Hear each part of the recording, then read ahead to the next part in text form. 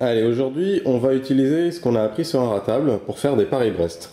Pour faire des Paris-Brest, on a besoin de pâte à choux, que j'ai fait avec cette recette, qui maintenant a beaucoup de succès. Il y a beaucoup de gens qui m'écrivent en me disant qu'ils ont réussi du premier coup, etc. Donc, on garde la même recette, on recommence. On va utiliser 2 douilles pour pocher cette pâte à choux. Ici, on a de la crème au beurre à la noisette que j'ai fait avec cette recette. Crème au beurre à la noisette, celle-là, la pâte à la noisette, c'est moi qui l'ai faite. Donc il y a des vrais morceaux de noisette dedans que j'ai torréfiés, moulus, etc. Donc vous n'allez pas avoir le même rendu. On va pocher tout ça avec une douille cannelée pour faire joli sur les côtés. On aura besoin donc d'une poche à douille, d'un couteau pour couper les choux tout à l'heure. Et d'ici, donc un couteau à dents. Moi j'en ai pas, hein, j'en ai pas encore. Un couteau à dents, donc je vais me débrouiller avec celui-là. Un couteau à dents bien meilleur, vous éviterez de casser le chou. Et ici un peu de sucre glace pour de la déco et de la finition avec amande ou noisette, comme vous voulez. Alors là, je vais tout simplement pocher avec la douille classique. Donc l'importance du diamètre, en gros, je vais dire pour être précis et emmerdant, le diamètre, là, le rayon, détermine le diamètre de votre chou. Voilà, je suis chiant. Donc ça, c'est du 13 mm. Donc du coup, on va faire des choux de cette taille-là à peu près. Si vous voulez du 16 mm, ce sera beaucoup plus gros, plus petit, etc. Donc ça, c'est assez important, mais disons pour des choux classiques, 13 mm va très bien.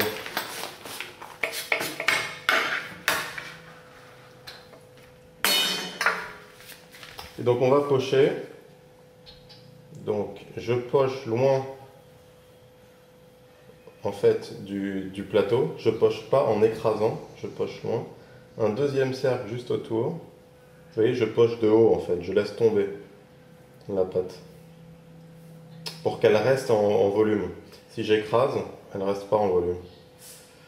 Hop, voilà. Je vais en faire un autre.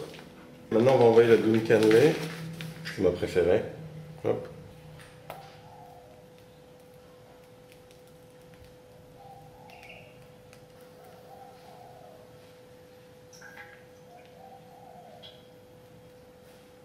Pour que ça dore, hein. Pour dorer, pour faire adhérer les amandes qu'on va mettre. Quand vos choux sont montés, ils commencent à craqueler. Sous la pression de l'air à l'intérieur, le chou craquelle.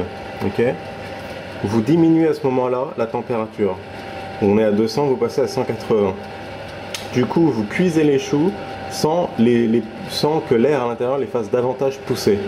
Résultat, vous stabilisez les craquelures, vous n'en avez pas trop, et votre chou sera bien plus beau. Donc maintenant, 180 degrés. Encore une mini astuce, ça fait à peu près 1 minute, maintenant que j'ai baissé le four à 180 degrés, j'ouvre très rapidement. Je fais évacuer l'humidité, voilà, je sens toute la vapeur qui s'échappe, je referme. Tout ça pour ne pas que les choux craquellent, regardez comment ils sont beaux là. Pas craquelés du tout. Hein. Regardez, hop, ça c'est des beaux choux. Maintenant qu'ils ont atteint leur taille définitive, donc on est encore une minute après. Hop, je sais qu'on voit pas bien. J'entrouvre. Hop. Je remets à 200 degrés et j'entrouvre la porte du four. Donc là pour les cuire, pour terminer de les cuire et pour les dessécher.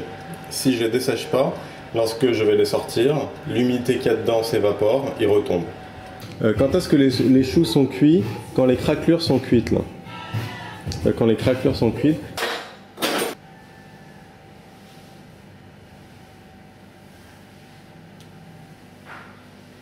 Et comment c'est creux hein. On va mettre notre douille cannelée, hop. Voilà. On fronce. Pour pas que la crème sorte.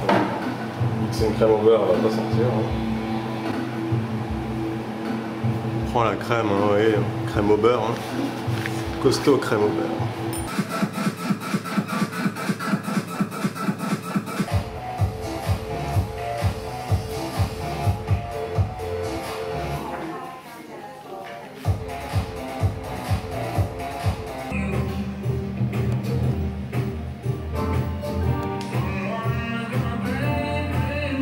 Donc voilà, on a quelque chose.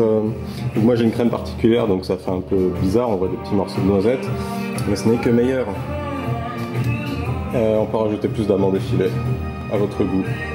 Voilà, des Paris-Brest inratables.